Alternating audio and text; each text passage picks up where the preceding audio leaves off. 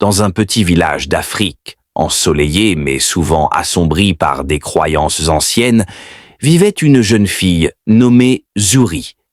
Elle était pleine de rêves, des rêves d'un avenir différent, d'une vie où l'éducation serait un droit et non un privilège.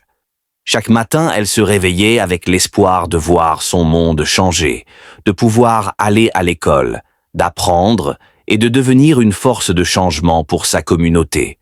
Malheureusement, sa ville était empreinte d'une tradition qui voyait l'éducation des filles comme une perte de temps. « Pourquoi perds-tu ton temps avec des livres ? La cuisine et le ménage sont ta vraie place, » lui disaient les habitants, avec une conviction qui la blessait profondément. Pourtant, Zuri n'était pas du genre à se laisser abattre. Au fond d'elle-même, elle savait qu'elle était destinée à plus que cela.